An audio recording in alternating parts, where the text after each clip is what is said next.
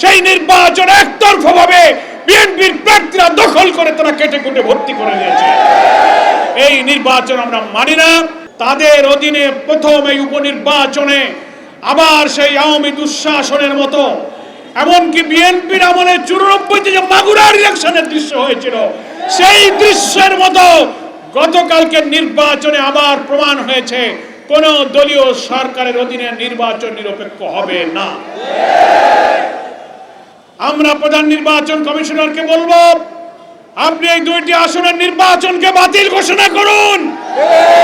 যে পরিমাণ অনিয়ম, গুরুতর অভিযোগ সোশ্যাল মিডিয়ায় ছড়িয়ে পড়া ছবি প্রমাণ করে সেই নির্বাচন একতরফাভাবে বিএনপির প্রার্থীরা দখল করে তারা কেটে কুটে ভর্তি করে দিয়েছে। এই নির্বাচন আমরা মানি না। নির্বাচন বাতিল করতে হবে। এই 2টি আসনে পুনর্নির্বাচন দাবি করছে।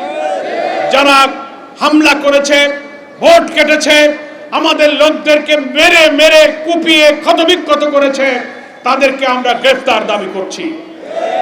সংগ্রামী দেশবাসী ভাইরা, আরেকটি কথা বলে আমরা শেষ করতে চাই। আমাদের আজকের সভার সভাপতি, কেন্দ্রীয় নির্বাহী পরিষদের সদস্য, মহানগরী উত্তরের আমির জননেতা সেলিম উদ্দিনের বক্তব্যের পরেই আমরা মিছিলে যাব।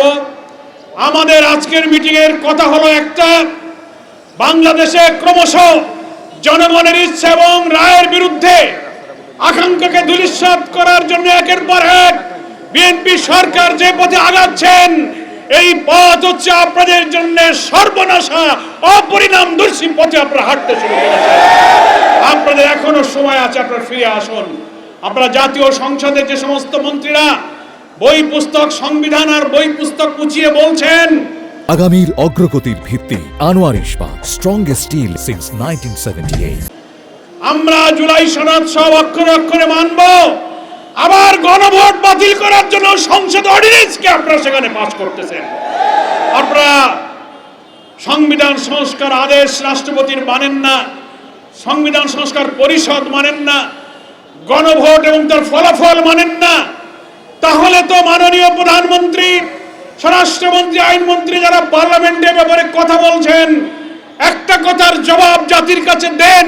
পার্লামেন্টে দাঁড়িয়ে বলুন, আপনারা যে গণভোটে হার পক্ষে ভোট দিতে বলেছিলেন, জনগণ, আমরাও তো বলেছিলাম জনগণ 5 কোটি ভোট দিয়েছে। বর্তমান প্রধানমন্ত্রী নির্বাচনের আগে শহীদ আবু সাইদের কবর জিয়ারতে গিয়ে যে বলেছিলেন যে হ্যাঁ আপনারা গণভোটে হার পক্ষে ভোট দেন, আমরা বিশ্বাস করি প্রধানমন্ত্রী নিজেই যেহেতু হার পক্ষে ভোট দিতে বলেছিলেন, তাহলে প্রধানমন্ত্রী নিজেও হার পক্ষে ভোট দিয়েছেন। হার পক্ষে ভোট দেওয়ার অর্থ হলো 84টি ঐক্যমতের জুলাই সনদের পক্ষে আপনি ভোট দিয়েছেন।